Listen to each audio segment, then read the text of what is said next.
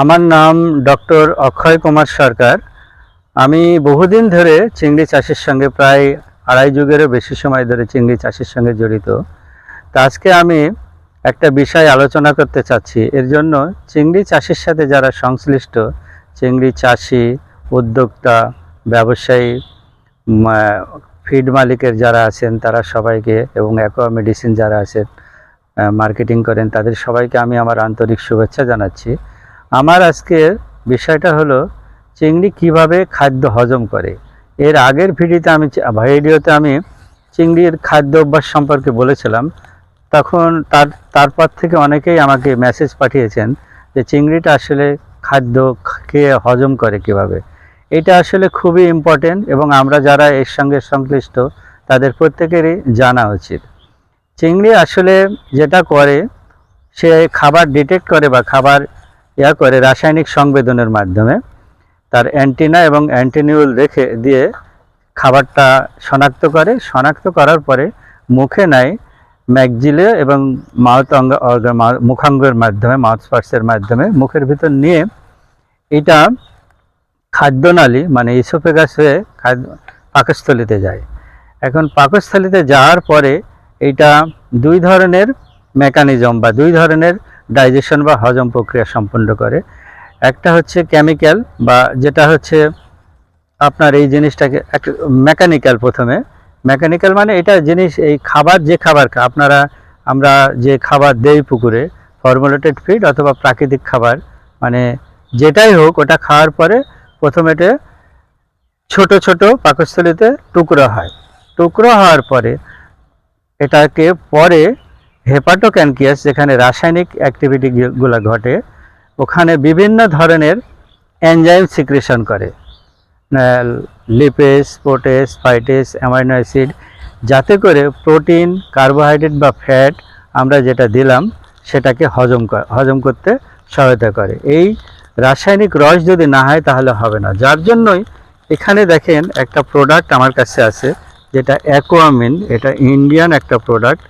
হ্যাঁ, ইন্ডিয়ান এই প্রোডাক্টটা হচ্ছে অ্যাকোয়াথিম অ্যাগ্রোকেমিক্যাল, এই ইয়াটা নিয়ে আসে, গ্লুকাস অ্যাকোয়াথিম, কলকাতার। এটা একটা ইন্ডিয়ান একটা প্রোডাক্ট। তো এটা কলকাতাতে বা ইন্ডিয়াতে সব ইয়াতে ব্যাপকভাবে ব্যবহৃত হয়, যাতে করে চিংড়ি যে হজম প্রক্রিয়া ত্বরান্বিত করার জন্য এর ভেতরে অ্যামাইনো অ্যাসিড, খনিজ পদার্থ, ভিটামিন সব কিছুই আছে। তো আমি যেটা বলছিলাম যে এই যে হেপাটোপ্যানক্রিয়াসে যে এনজাইমগুলা নিঃসরণ হওয়ার পরে এটা হজম হয়ে ইন্টেস্টাইন বা অন্ত্রে যায়। অন্ত্রে গেলে হিমোলিম্ফ নামে একটা তরল পদার্থ আছে।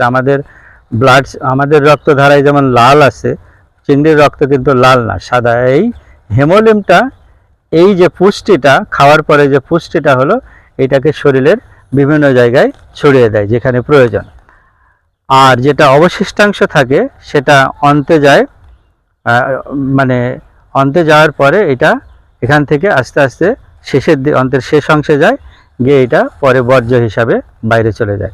তাহলে মূল ঘটনাটা ঘটছে কিন্তু সেটা হচ্ছে পাকস্থলীতে, যেখানে দুই ধরনের হজম প্রক্রিয়া হয়।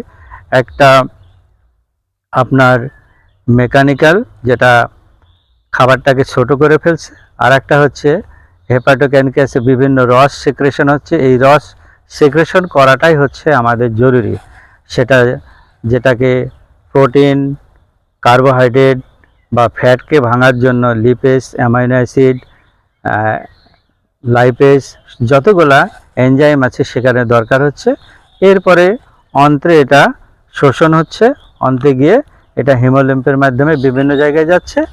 হ্যাঁ, তারপরে হচ্ছে অপাচ্য অংশটা অ্যানাসে চলে যাচ্ছে, সেখান থেকে মানে পায়ুতে চলে যাচ্ছে, সেখান থেকে বাইরে চলে যাচ্ছে। এইটাই হচ্ছে চিংড়ির মূলত খাদ্য গ্রহণ এবং হজম প্রক্রিয়া। তাহলে আমাদের এই হজম প্রক্রিয়াটাকে ত্বরান্বিত করার জন্য এই ধরনের প্রোডাক্ট লাগবে। এইটা যাতে হজমটা সঠিকভাবে হয়। হজমটা সঠিক হলেই পুষ্টিটা চিংড়ির দেহে যাবে। হজম যদি না হয় তাহলে তো পুষ্টি যেতে পারছে না।